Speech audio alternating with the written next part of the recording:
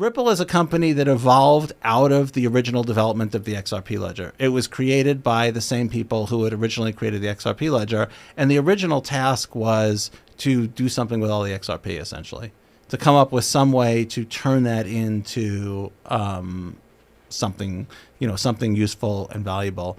Today, Ripple is focused on essentially primarily, I think we're a payments company. We really want to make payments work better. We look at things like remittances and enterprise payments, and they don't work for a lot of people. So the analogy that I use is like if you've ever sent an email and made an international payment, the two experiences could not be more different. But there's no technical reason why international payments can't be as simple as email. There's just a lot of stuff that needs to be built and developed and gotten out there. And so that's like sort of the core problem that Ripple has been working on. Hi, everyone. I'm Rachel Wolfson, the host and founder of Web3 Deep Dive Podcast. Web3 Deep Dive Podcast focuses on real-world Web3 use cases to help you better understand how Web3 is being applied today and how it may be leveraged in the future. If this sounds interesting, I encourage you to subscribe, like, and share the content that you're seeing today to help spread the word about Web3. I also want to take this time to thank the sponsors behind Web3 Deep Dive Podcast. Wursta is producing Web3 Deep Dive Podcast and is a global technology consultancy agency with headquarters in Austin, Texas, and Quito, Ecuador. Wursta works with enterprises to help them make better technology decisions for their businesses. I'd also like to thank Banksa. Banksa is a leading crypto payments infrastructure provider. Check them out for your Web3 project today. Today's episode is with David Schwartz. David is the CTO of Ripple. Let's get to it.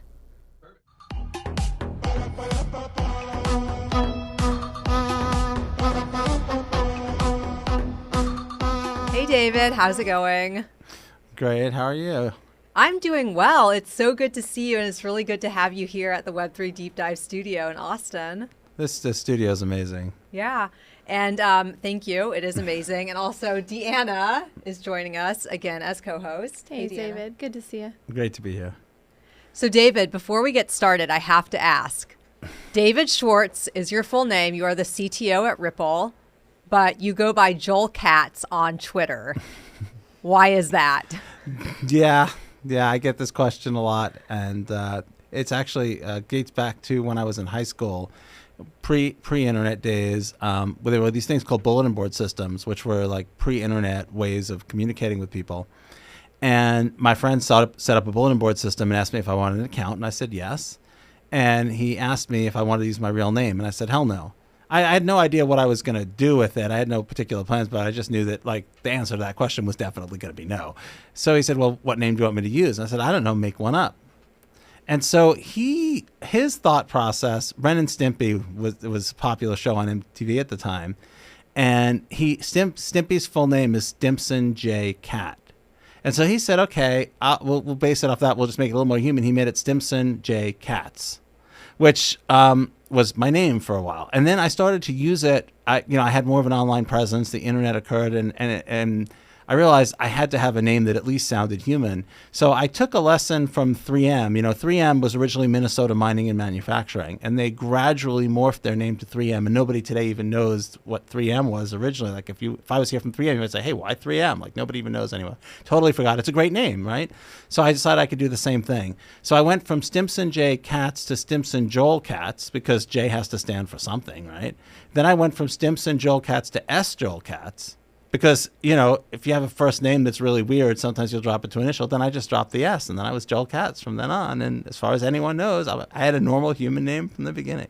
Yeah, well, that's interesting because you have a big presence on Twitter. And I think for a while before I actually met you, I did think your name was JoelKatz. And I was like, oh, David Schwartz. Yeah, I mean, it's not a secret identity anymore. Like originally, people didn't know who I was in real life. And then after a while, I started to become known in real. So it's not a secret identity anymore, but it is an alter ego, I suppose. Right. We all have those alter egos. So, David, you are the CTO at Ripple. What exactly does that mean? What does your role involve? You've been at Ripple, you were employee number 2, I think? Yeah. So it's funny. I was on a podcast for CTOs once, and we told them ahead of time that I'm not like a traditional CTO. And so I got it. The first question on the podcast was when they said to me, they said, David, you're CTO at Ripple. Your people told us ahead of this podcast that you're not the traditional CTO. So I just have to ask, what is a traditional CTO? And I thought that was really funny because, it's one of those roles that, has different definitions from different people. There's not always a, particular set of things that they do. Obviously, a lot of what I do is sort of being a technical ambassador for Ripple, talking to people about what Ripple does. I'm the repository as employee number 2 of all of the decisions that we've made and why we made them. So if somebody looks at decisions like, why did we do that? I know the reason why we did it. And it may or may not hold up over time. But at least like if a decision looks really bad, it helps to know why the decision was made because maybe there are reasons that you don't know. So I'm the sort of official repository of why we did things the way we did them. But also a lot of what I do is about the company strategy. We're like a leading company in a rapidly evolving space. And so we're building products for customers that don't exist. And we're trying to predict where the market's going to be when our initiatives come to fruition. And when you do that, you can't just ask your customers what they want because your customers don't exist yet or you don't know who they are.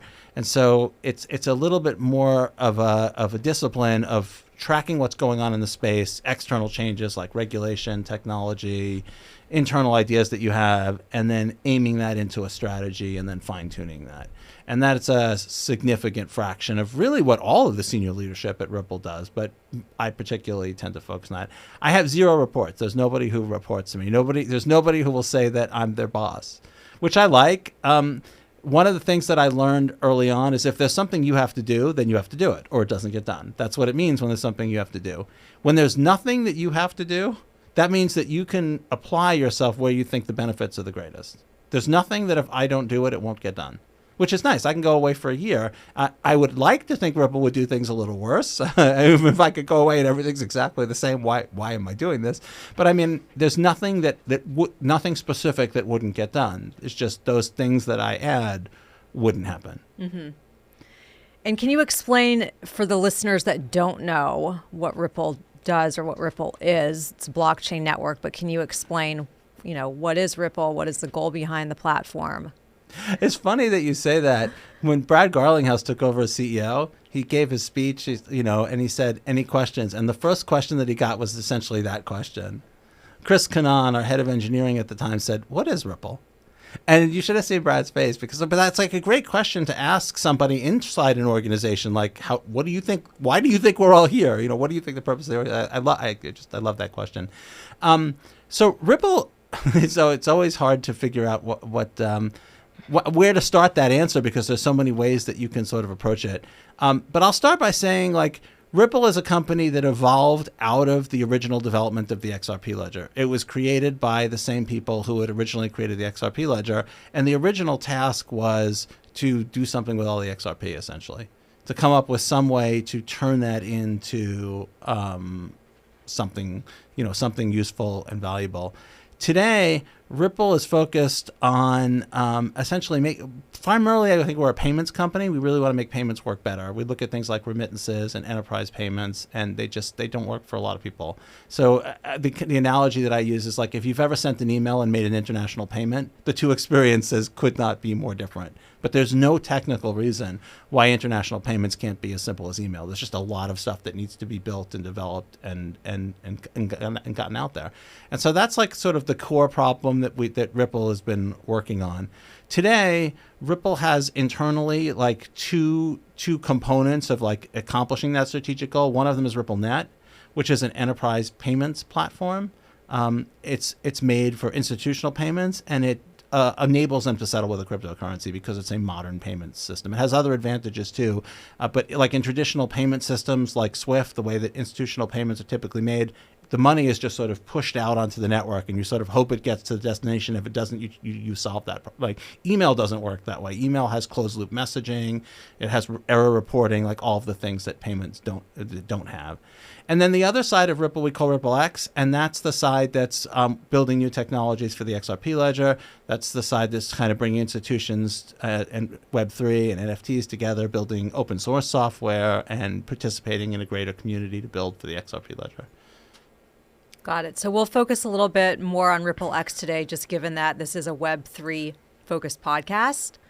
So let's talk about, first up, I want to ask you, what is your definition of Web3? Yeah, that's a great question. I'm going to give you a little bit of a long answer because I think it's a really, really important question, especially because I'm sure you face pushback from a lot of people who are not in the Web3 space and who will say, is this a solution in search for a problem? Is there really anything here? What's wrong with what's happening today? I'll tell you how I see it. I really do see Web3 as a continuation of Web 1, Web 2. It's not something from outer space. It's not something brand new in terms of what it does. It's new technologically. You know, I watched the birth of the internet, and before that, if you wanted to consume CNN, you turned on the channel and you got whatever they had on at that moment. If you wanted to consume the New York Times, you bought a newspaper and you got that they publish when they published, you get it when you get it, and you have all the content they want you to have exactly the way they want you to have it. There's no customization. Web 1 broke that. Web 1, I could get to CNN and then I could switch to the New York Times, and then I could switch to, some other, I could switch from source to source to source, and I could get the content that they wanted me to have, but then I could look deeper. I could get the content that I was the most interested in. And that is a sort of democratization of the delivery of information. And then Web 2 continued that democratization. With Web 2, I could comment on the story, or I could have a social media presence where people would come to get my content. And so instead of me just being a passive consumer of content, I was a creator of content. And I look at Web3 as a continuation of that same movement. So what didn't Web 2 accomplish? So for example, right now I have a presence on Twitter, but it is subject to Twitter's arbitrary changing of the rules. When Elon Musk took over, he could have made radical changes to the rules that would have made, some people were not happy with those. Some people were very happy. But imagine if I built my professional life around Twitter and there were changes that I really, really, really didn't like. He can ban me because he doesn't, for any reason, arbitrarily if he wants. Generally doesn't do that, but he could. And then I'm lost like this presence that I've built up.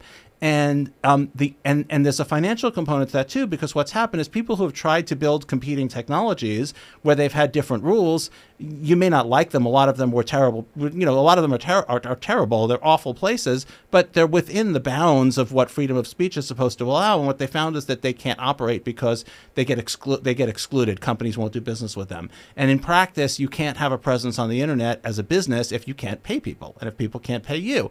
And so it's a further democratization.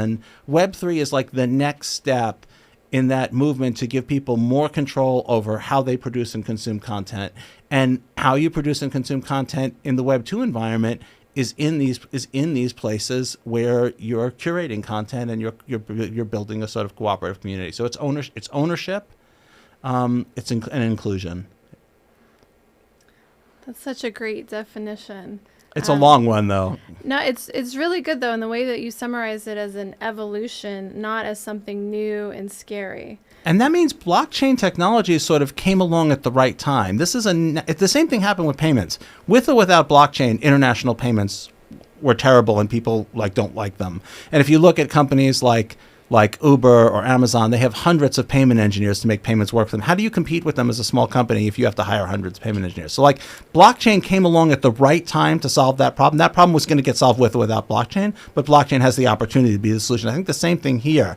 I think you can imagine non-blockchain solutions to these problems, and probably if blockchain didn't exist, they would get solved. The question is, blockchain has an opportunity to present better solutions to those problems at the time when they're needed. And then it's on us in the blockchain space to produce better solutions than non-blockchain technologies can produce. But the opportunities, there's an actual need that is going to be solved somehow, and blockchain has the opportunity to be the technology that serves it. Yeah, and you mentioned another word there. I'm interested to know what it means to you. You said cooperative. Yeah. Why that choice of word?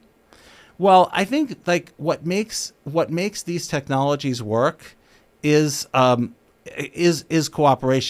I've often talked about people talking about cooperation versus competition. Competition is a highly organized form of cooperation. Cooperation has to have rules. Competition has to have rules too. If you're going to have ownership over your own content, that means somebody else can't have ownership over it. And so that means that the people who are but other people are going to have to work with you so that you can't do all of the publication yourself. You can't host it all yourself. Everybody can't operate their own Twitter, right? It's impractical. So what's going to happen is there are going to have to be standards, and there's going to have to be, interoperability is going to be big. When you buy home internet access, you don't buy it for any one particular thing. You buy it because of all the things you can do with it, right? It's like I love the fact that I have home internet access and I can access Twitter. But if Twitter was the only thing that I could do with it, I probably wouldn't bother. Like it isn't worth it. It's not the value proposition of the internet is whatever you need, you can find there. And that's because there's cooperation, not necessarily literally working toward a common end, but there's cooperation in the sense that everybody understands that the value is greater if I can find everything I need there, and no one entity is going to be able to provide me everything I need. Ripple cannot be a successful blockchain company if there aren't other successful blockchain companies, just like Google can't be a successful internet company if there aren't other successful internet companies. And it's one of the reasons why some of the tribalism in the space bothers me and frustrates me so much, is because we literally cannot succeed without each other. It's not possible. A standard can't have one adoptee. The value is that everybody can find what they want in this. If it's going to be this democratization and ownership, that's going to mean that everybody who wants to go there is going to be able to find what they want, and that's going to mean that you're going to have to enable some people to do things that you wish they didn't do, and that kind of letting go is going to be challenging to see. There's going to be some social change. Right, and I'm assuming that's why blockchain is such an important technology when it comes to all of this. It allows for transparency, collaboration, other benefits.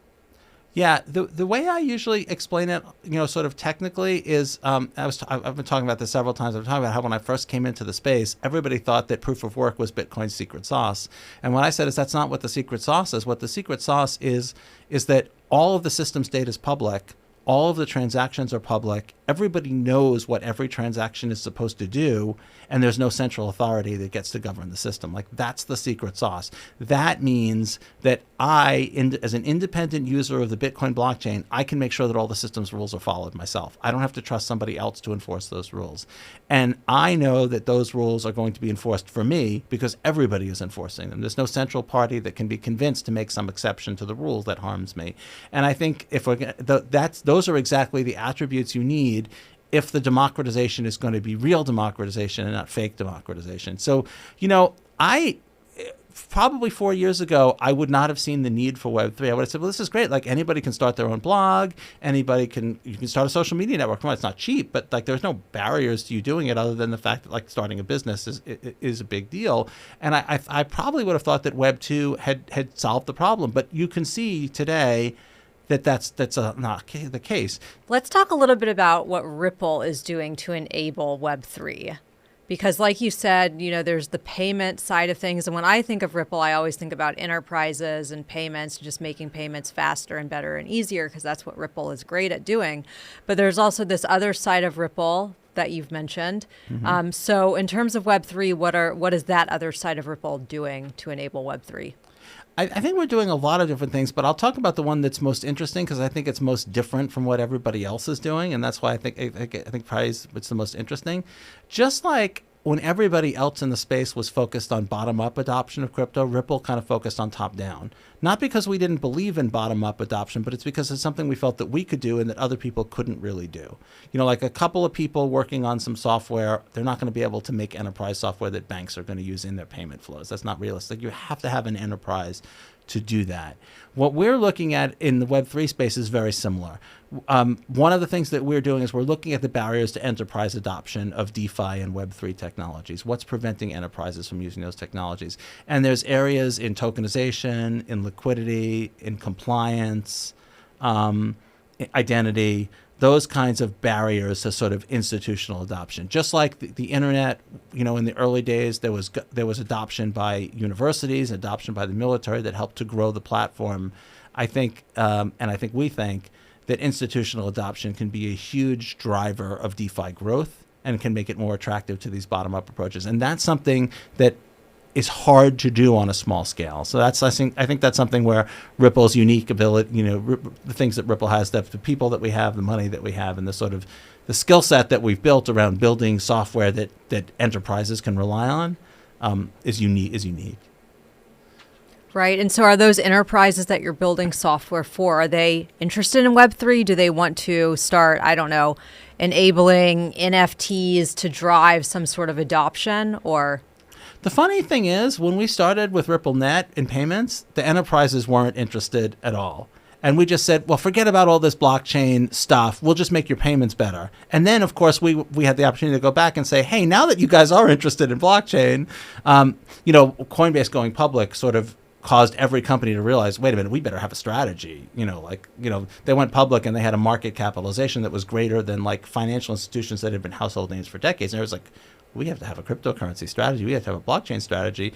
And it wasn't just that. I mean, there were other factors too, but like that was a watershed event. But also there was this gradual trend where companies realized that they wanted those things, and then there we were to provide it to them. And so it doesn't.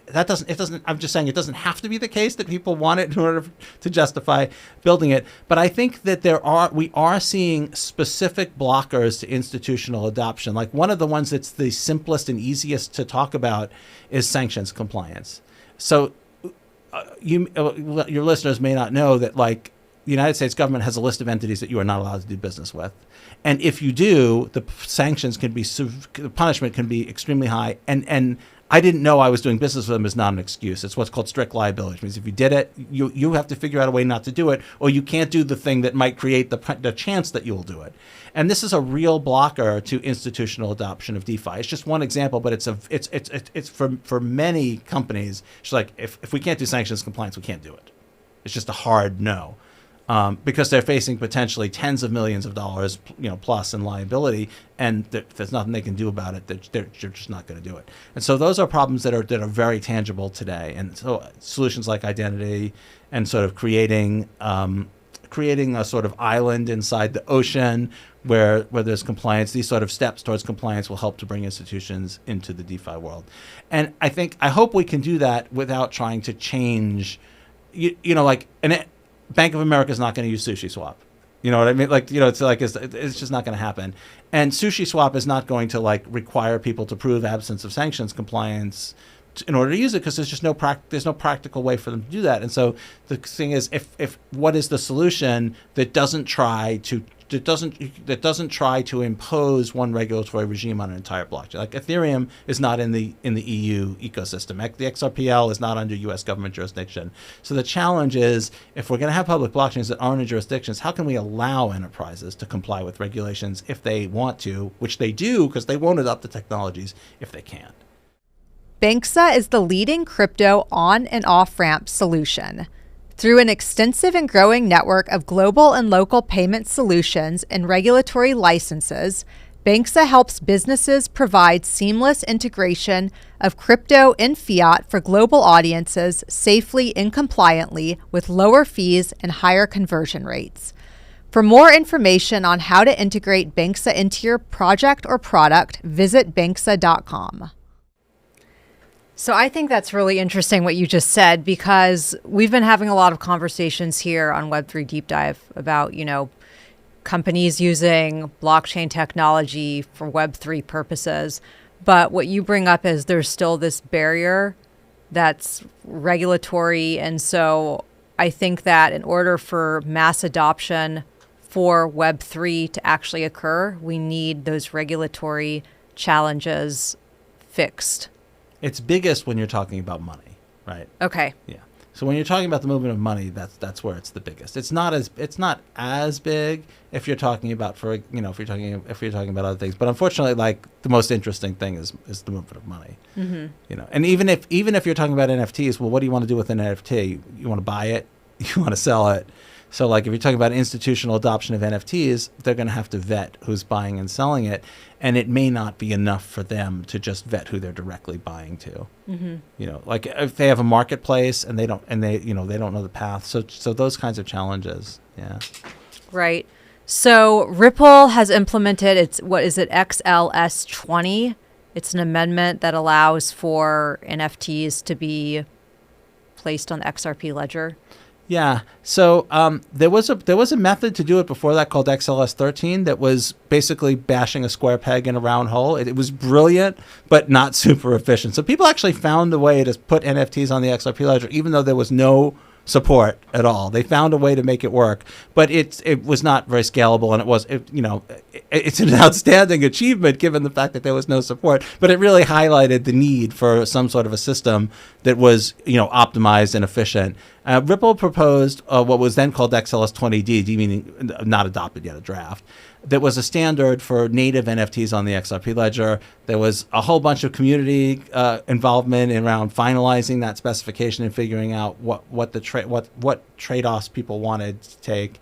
And then XLS20 went live, I think it was last Halloween, so roughly 6 months ago. And now there's a thriving ecosystem around native NFTs on the XRP Ledger, marketplaces and projects and so on. And that's been a significant area of growth for the XRP Ledger and the ecosystem. Are these just digital art NFTs? Do they have utility behind them? And also, I want to know, what are your thoughts on NFTs in general?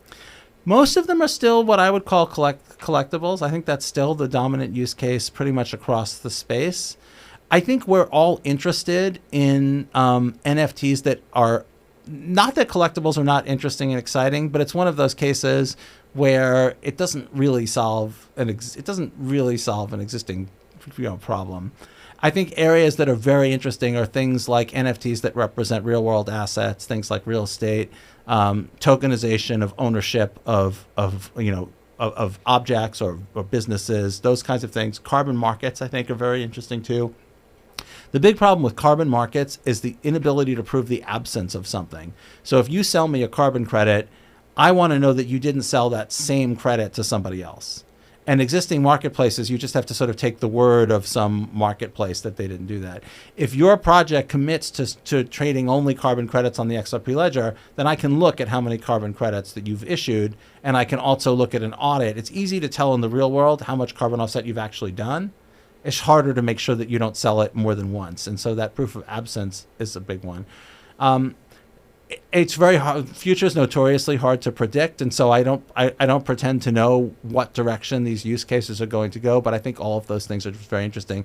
I'll point out one other that's interesting to me personally, because I think it's a case where there really is a need.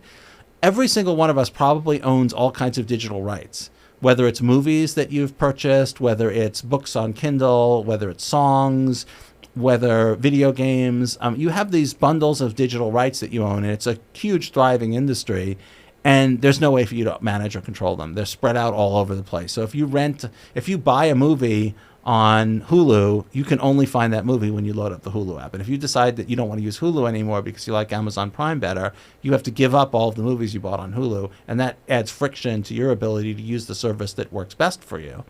And so digital rights, NFTs are a really good match for digital rights, for a sort of neutral, interoperable platform. So those kinds of use cases, I think they're really there. And so I'm hoping it's not just going to be art and collectibles, but it's very hard to predict. Right. Are you seeing any of those use cases being built on the XRP Ledger, like digital rights, NFTs, or is it mainly just right now artwork? The biggest ones that we're seeing a lot of interest for carbon markets. We're seeing a lot of interest for real estate, tokenization of business ventures and debt. I'm trying to think what else we're seeing. Oh, and I guess this is sort of in a neutral zone, kind of in between, which is like assets in game. They're sort of real world. They're not really, they're almost real. They're assets beyond. They're not just on ledger assets. Like it's kind of like an NFT that unlocks something. Like this is like an NFT that unlocks something in a game. And so that's, I don't know, that's sort of more than a collectible, I guess. Yeah, I think gaming actually plays a huge role in the rise of Web3 and with NFTs in general. I think that, I don't know if you have thoughts on that, but I think gaming has really helped spark this movement. I will say that you probably hear a lot of pushback from people who say that, well, there's no problem that it solves. There's nothing but there is actually a problem that it solves in gaming. The problem in gaming, and I've talked to people who develop like games that you've definitely heard of. The problem that they have is they don't want to have 20 games in development at the same time. They want to have 3 or 4. The fewer the number of games they have to develop, the more resources they can put in each game. So they would much rather have 300,000 users of one game than 100,000 users of each of 3 games, because then each new feature that they add, a new expansion, has triple the target market. The problem that they have is when a new game comes out, it has 0 users. And when an old game gradually over time acquires users, and then it's not like as attractive to the market because it's built on older technology. And so this creates a migration problem. And you would think, well, they could easily move users from old games to new games, but they can't.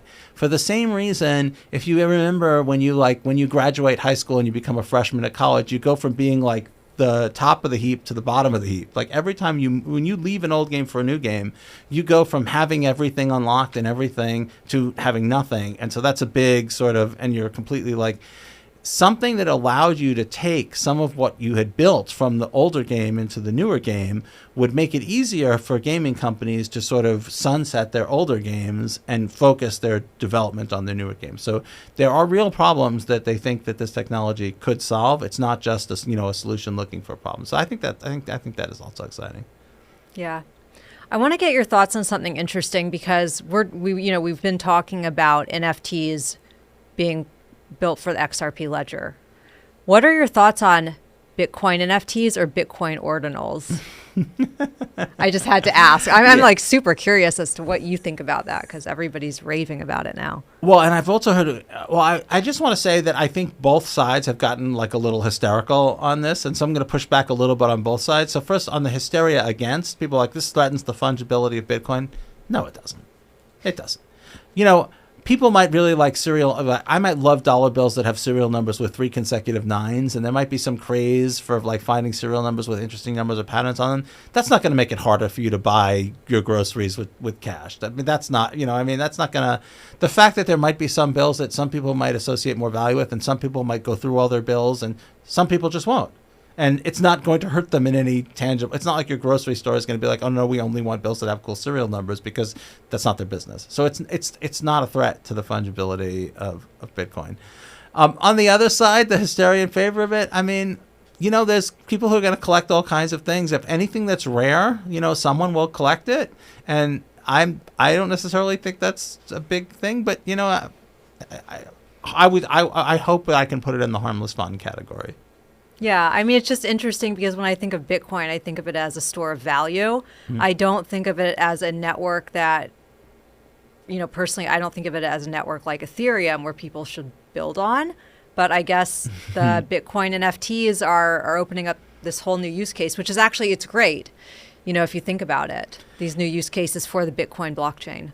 I think it's interesting to look at how anti-innovation so many people in crypto are, though. I think, it's not the majority. It was at one point. It's not the majority. But I think that, if people in this space are anti-innovation, I think they're in the wrong. I think they're in the wrong space. Come on. What made Bitcoin interesting was people were saying, like, don't use the legacy technologies that enrich, like the establishment. Here's this cool thing, Bitcoin. To see people like in the Bitcoin space who are like, don't use these cool new technologies, but, use Bitcoin, which enriches like the miners and the people who hold Bitcoin. Like, come on, they've got a financial motive to do that, and they're anti-innovation. And if you see that, I will push back on that really hard. I'm very pro-innovation, and I'm very pro. Like, I would never tell somebody to use XRP or the XRP Ledger because that benefits, like that may create financial benefits to people who hold XRP or people in the space. Like, nobody should suffer a technology for somebody else's benefit. Like, that was what we were protesting against when in the early days of cryptocurrency, right? In the early days, it was like, you have to use these technologies that enrich the establishment because that's all that's like available to you. The whole counterpoint was that no, there's like this wide set of things are available to you, and you can pick the ones that work best for what you're trying to do. Remember the whole no middleman kind of pitch. Someone else trying to get rich off what you're doing is kind of a middleman. So I have a question sort of in that theme. You mentioned as employee number 2, you remember all the decisions. Mm-hmm. Enlighten us. Why was XRP Ledger decided to be a centralized platform? Well, in the very early days, we didn't have very much choice. In order to make we use a technology that would generally be called Federated Byzantine Agreement, and it needs people to run it, and somebody has to run the servers. But I would argue, like, as soon as the source code was released to the public, nothing would prevent, like, Ripple didn't have any magic power that allowed them to control the XRP Ledger. Just like people say that people used to say that Bitcoin was centralized because the Bitcoin developers controlled the code, but they only control the code because people run the code that the Bitcoin developers push. Nothing prevents people from running their own code. There was no magic thing that Ripple had that allowed them to control the XRP ledger, other than the people listened to us. That was all we had. So if you ask, like you say, Ripple ran the validators. Nothing prevented other people from running their own validators. The software was available. Nothing prevented them. What basically happened is that there wasn't that much interest in other people sort of building on the ledger, and I think trying to come up with a good analogy, a good way to explain this clearly. Like, the problem with centralization is when you're reliant on a central party. And when you're reliant on a central party, it means that you can't easily not do what they want you to do. There was never anything preventing people from running their own validators, forking the network, and there still isn't today. If there's something about the XRP ledger that you don't like, whether it's connected, whether it has something to do with Ripple or nothing to do with Ripple, you can offer software that doesn't have, has that feature or has that change that you want. You can run validators that support that feature the way that you want, and then people will decide which blockchain they want to be on. It's extremely democratic, and it has been, I would argue, since the source code was public. Yeah, I mean, when I think of Ripple, I think of decentralization, but it's interesting that Deanna brought that up because, there might be, it's like, I feel like there's so much confusion now around what's decentralized and what's not decentralized. You hear it all the time in this space. Oh, it's not decentralized because so-and-so can do this when, Well, so first of all, if there are legal obstacles to sort of to someone seizing control or changing the rules, then I would argue that that's definitely centralized, right? Like if there's if there's some entity that has some sort of secret sauce or some secret that you don't. So, for example, eBay is centralized because I can start a competing eBay, but I can't get eBay's customer list. I can't get their banking relationships. Like, eBay has intellectual property rights over the software that they use to operate the system. That's like a traditional centralized thing. When it becomes decentralized is when sort of there are none of those barriers to you changing the rules to the system. So, for example, if you proposed a change in the rules of the XRP ledger, and let's just assume that Ripple's like, no, that's terrible. That's absolutely the worst thing in the world. Nothing prevents you from releasing software with those changes. Nothing prevents you from trying to persuade people that your software is better. And if people agree with you, then eventually what will happen, there's nothing that Ripple could do to stop you from creating a competing chain. And then, as happened with Bitcoin and Bitcoin Cash, if you remember, there was a disagreement over the rules in Bitcoin, and someone created a competing set of rules. And what happened is, for a short period of time, we didn't know which Bitcoin was going to be Bitcoin. And so the same thing could happen with the XRP ledger. Nothing stops anybody from publishing changing rules, changing the software, changing the set of validators that they use, changing any of those things. And then we won't know which is obviously, if nobody listens to you, then it's pretty clear that you're not going to get anywhere. But if you have again, in no blockchain can you force people to accept, Ripple can't force people to accept rules that they don't want, and you can't force people to accept rules that they don't want. But if there's genuine support for your rules, then we won't know, and it could be that there's XRP and XRP Cash, and we won't know which one's XRP and which one's XRP Cash until the market, nobody decided that Bitcoin was going to be the one with segregated witness and Bitcoin Cash was going to be the one with bigger blocks. The market just sort of eventually shook it out that was the way that people had decided. There was no entity that had the power to make that decision. And it's very much the same in the XRP ledger world. If there were ever disagreements over rules, there's no entity that has the power to say, this is going to be the real one. This is going to be the XRP ledger and XRP from now on. It's going to be what the community adopts. Mm-hmm. So, David, I want to also ask you what your thoughts are on the crypto space in general right now. We're seeing a lot of challenges, especially in the United States, and we're seeing companies say they want to go offshore. What are your thoughts on that? And is Ripple is a U.S. based company, correct? Or am I wrong? No. Well, I mean, Ripple, the entity Ripple Labs Inc. is incorporated, in the United States and Delaware. So first, on the cryptocurrency space generally, it's not been a good year. One of the big, obviously, so there was the collapse of Terra, there was Celsius, there was, Sam Bankman-Fried and FTX, and that was particularly a bit of a gut shot. Number one, because it was a tremendous loss of liquidity. which is, the ability to convert cryptocurrencies is fundamental to being able to use them for payments. And the other thing is Sam Bankman-Fried was to some extent like the face of cryptocurrency in Washington. And so rightfully so, like people who did photo ops with Sam Bankman-Fried and talked about how crypto was going to, transform the economy now look like idiots. And, and that's fool me once, shame on you, fool me twice, shame on me. Justifiably, they're anxious. They're wondering, like, is this all a scam? Is this all illegitimate? And they're going to have to talk them off the ledge. And that sucks. And then there was the economy after COVID, and a lot of cryptocurrency companies have been laying people off and have been rethinking their strategies. We've been very fortunate in that we've actually been able to snap up a lot of that talent. We hired about 350 people in the past 12 months, opened 3 new offices, because for us it's kind of an opportunity, because we're stable enough that we can play the long game. As far as regulation in the United States, it really has been somewhat frustrating. So we've tried to focus expansion offshore, and obviously it's always a possibility for us to move more outside of the United States. I just hope that there's an opportunity to convince regulators that the United States is going to miss out on a wave of innovation. And, the argument that I make to them is that imagine if the United States had decided that the internet is enabling like radicalization of terrorists and theft of intellectual property and all these other things, and the United States had sort of clamped down on it. And, China built the internet, let's say. Like it could be a very different internet. And more importantly, like companies like Microsoft and Cisco, they would still exist, but would they be U.S. companies? It's an opportunity that may be squandered. But I also understand their hesitancy. Like today, they may really feel like they're dodging a bullet, and that the next, if the FTX collapse didn't affect the United States, that would be great.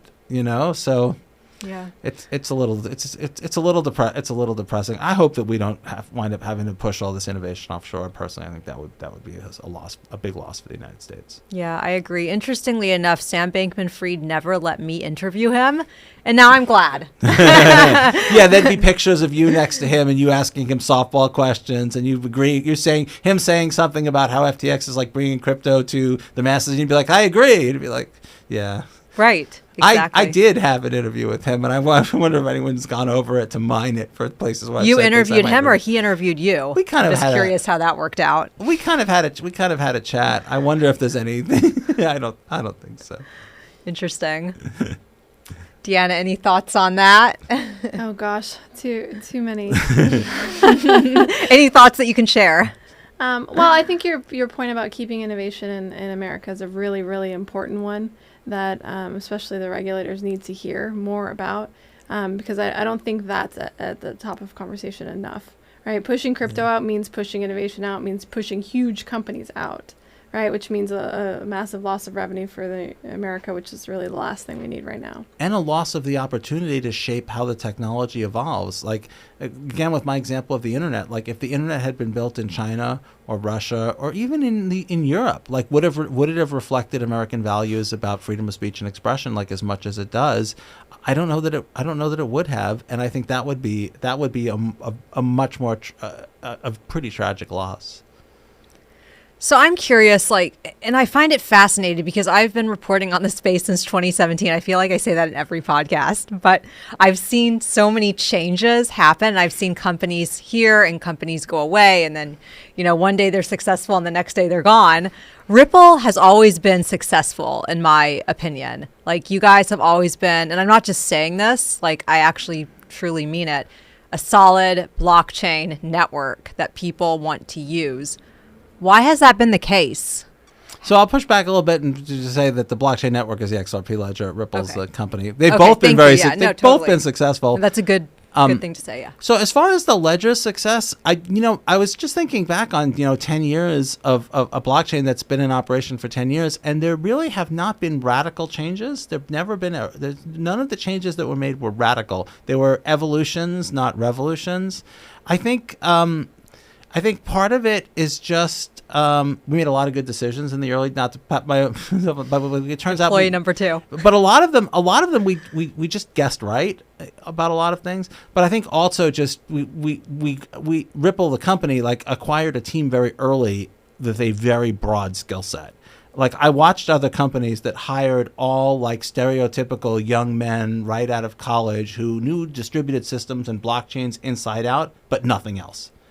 And the problem is, if everybody you hire has the same strengths, they have the same weaknesses too. And those companies all sort of fell by the wayside because they couldn't build reliable systems. They couldn't withstand third-party audits. They didn't have a compliance department. Their contracts were terrible because they didn't have a solid legal department. We're very fortunate in that the company built up a multidiscipline team that had, you know, this big variety of strengths. I think part of the reason that the XRP Ledger has been successful is like we get like when the XRP Ledger was originally designed, proof of work was all there was. All the blockchains were Bitcoin clones. Like, we built the DEX in 2012. We built stable coins and all of those things before anybody else. We sort of guessed right about the right solution to a lot of problems, and the community has sort of been fine tuning it ever since. There's been a lot of work on in terms of like performance and security and all of those things. But I also think to some extent, like, if it ain't broke, don't fix it. Like, the core, we believed in the early days that like payments were the core, and I think we did that right and still do. It's a little bit mystifying to me that people don't use it more for payments. That's one of the things that I agonize over, is like, and it's not just the XRP Ledger. Like, people generally don't use cryptocurrencies for payments or remittances. It's kind of frustrating to me because it seems like they should. Like, it seems like the product market fit's really good. But I mean, those problems are well solved by the technology, and now I think we just have the challenge of adoption. I'm always hoping that there's going to be that exponential curve, you know, that hockey stick, but the beginning of that always looks depressing. But I think we're starting to see, just as one data points, XLS20 launched only 6 months ago, and there's something like 1.2 million NFTs. You know, there's 5 major marketplaces, major commercial markets. Like, the rapid adoption of exciting new technologies. So I'm curious to hear your pitch. Imagine there's brands and enterprises listening right now who are skeptical of cryptocurrencies. What's your pitch to use crypto for payments? My pitch to use crypto for payments is that today, if you want to make rapid payments throughout the world, you have to deposit money around the world. Like, you have to spread money. You have to do one of two things. You have to spread money around the world, or you have to tie yourself to someone else who's done that. You have to tie your business to one counterparty whose money you are essentially using for payment. Cryptocurrencies can move internationally across borders in minutes. You can keep a pile of funds wherever that makes sense for you, and you can have it where you need it in a small number of seconds. That's, you know, that's a capability that, like, if you wanted to do that in the traditional finance world, you would literally need hundreds of payment engineers to maintain interoperability with, you know, dozens and dozens of other systems. So I think that ability to move money so quickly. I think one other thing to point out, and this is something that a lot of people don't appreciate, a huge difference between a cryptocurrency and a fiat currency is the ease of payment. Like, let's say I wanted to pay you $10. You want $10, I have $10. If we're in the same room and I have a $10 bill, that's great. If we both have PayPal, that's great. But if there isn't some overlapping system, if I have my money in a bank in the UK and you're unbanked, and you need, you know, all you can accept is someone handing, you know, your grocery store handing a dollar bill over the counter, it may be very difficult for us to find a way to make that work. Cryptocurrencies, if I have 10 XRP and you want 10 XRP, there's a 99.9995% chance that you can give me an XRP Ledger address and a destination tag, and I can pay to that address and tag. The default position of cryptocurrencies is that they work for payments. The default position of fiat is it may or may not work depending on where the fiat is and how those systems are plugged. And that's a big difference.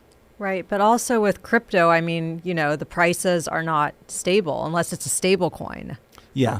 So if, you know, I want to buy a $10 coffee using XRP, and the worth and the value of XRP is constantly changing.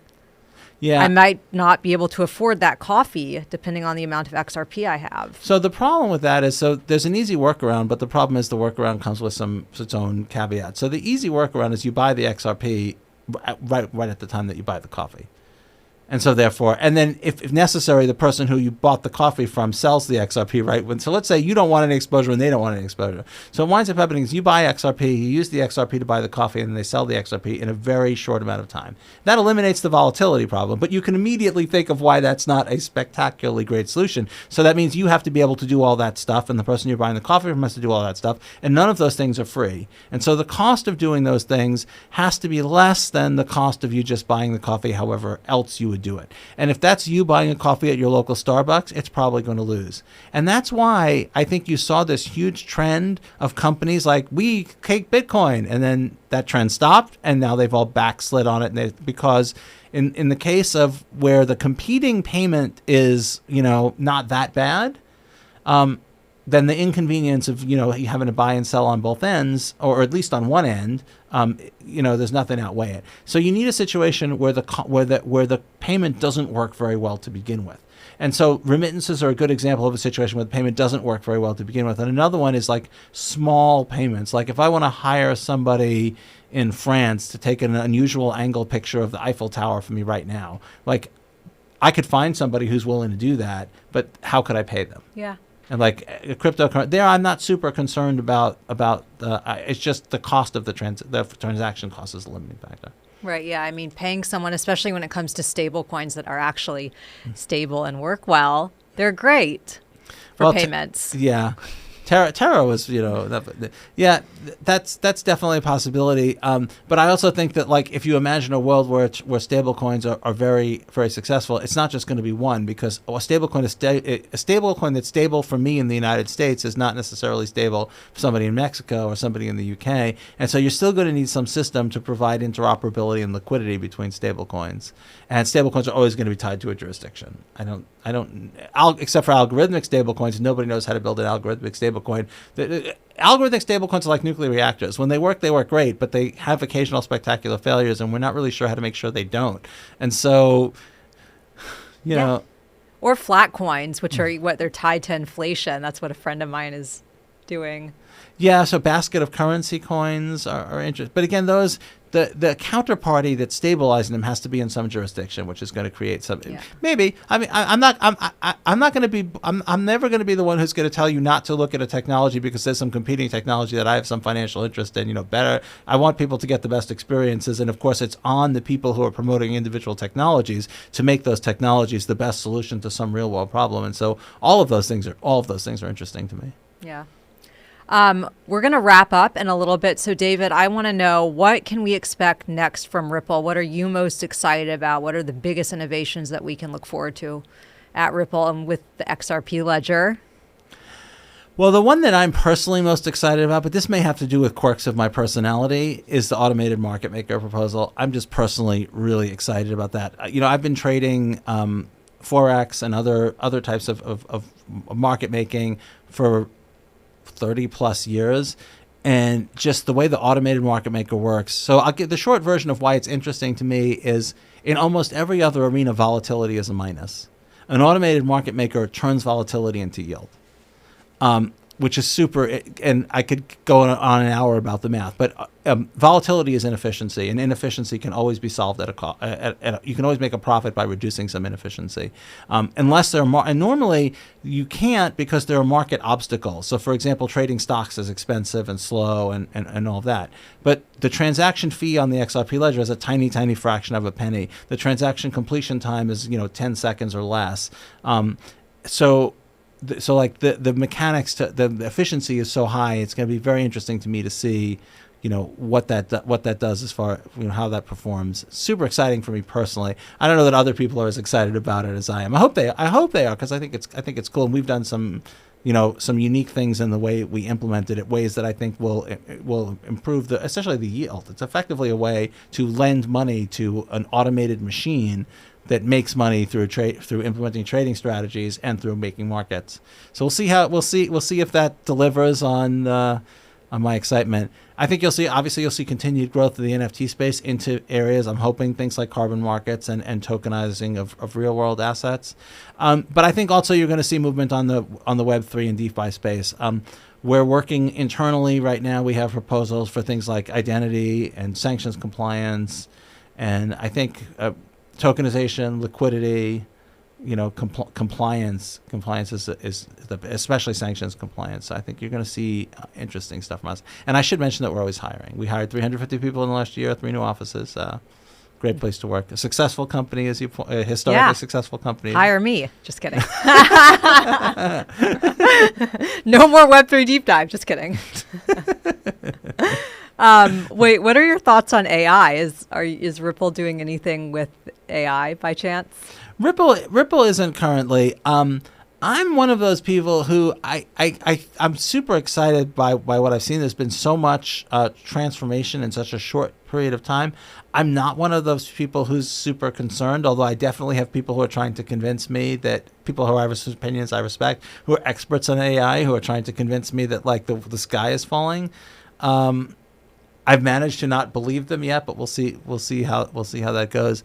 I've interacted with ChatGPT and some of the other large language models, and I have to say that like compared to what was possible a year ago, their capabilities are spooky. They're just really, really, really good. And I think that a lot of people focus on the things that they do badly, and every technology is going to have some things it does badly. What matters is there a significant real world use case that it does well, and I think there definitely is. Deanna, any final thoughts for David? Any final questions?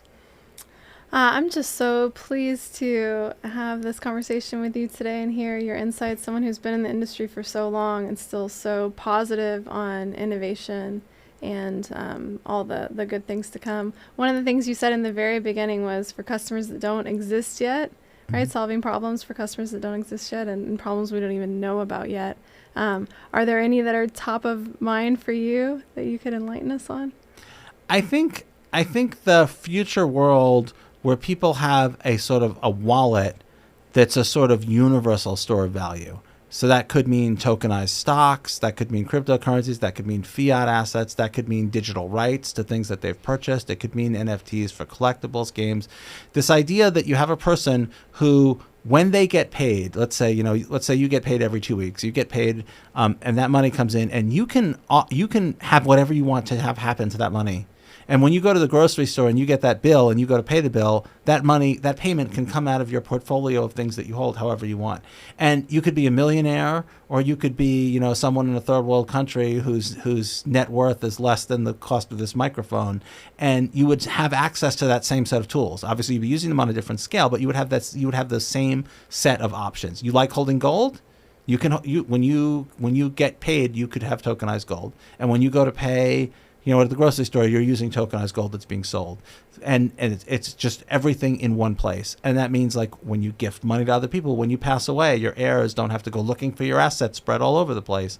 You have just so much more control and can make financial decisions on that sort of more controlled basis. And I think I'll also go back to the very, very first vision that was associated with Ripple. It actually goes back to Ryan Fugger in 2004, believe it or not. And he had this vision of individuals who, if you need money, you might, if you're not very well banked, you might get a payday loan or something terrible, or leave money on a credit card, because borrowing money from people is extremely inconvenient. Like, you have to ask somebody if you can borrow money from them, and they have to say yes or no. And if they say no, it's awkward. If they say yes, you have to remember to pay them back. And what if you pay them back and they forget that you paid them back, or they have to ask you to pay? Like, all of those things can be automated and made painless. And I think financial openness is people in the United States talk about religion, they talk about politics, they talk about sex in ways that they didn't, just a few years ago. The only thing we still don't talk about and that we don't have open discussions about is money. Like, the only question that's impolite to ask someone pretty much is, how much do you make? That's like the only area that we don't. And so maybe that's going to change. Maybe we'll have to wait and see. So we have a few minutes. David, any final thoughts that you want to add before we end the interview? No, I just want to say it's fantastic to be here. Your studio is great. This has been a lot of fun, and thanks for the opportunity to share, my view and Ripple's view on Web3. I think I did a little of both. Yeah, anytime. And then if our listeners want to get in touch with you, what's the best way? Is it Your Twitter handle, JoelKatz, or? Yeah, for me, at JoelKatz, for Ripple, ripple.com. Again, I have to plug this. We are always hiring. We really are trying to attract the best talent, and we are a great place to work. I'm not just saying that.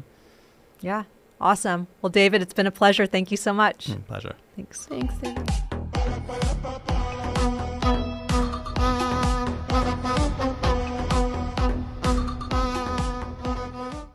Thank you to Web3 Deep Dive's executive producer, Deanna Wursta. Thank you to Web3 Deep Dive's director, Alex Wilcox. And thank you to Web3 Deep Dive's producer, Mark Gammo. I also want to thank Donna Albo for providing the music for this podcast. And of course, thank you to the listeners for joining us for this episode of Web3 Deep Dive.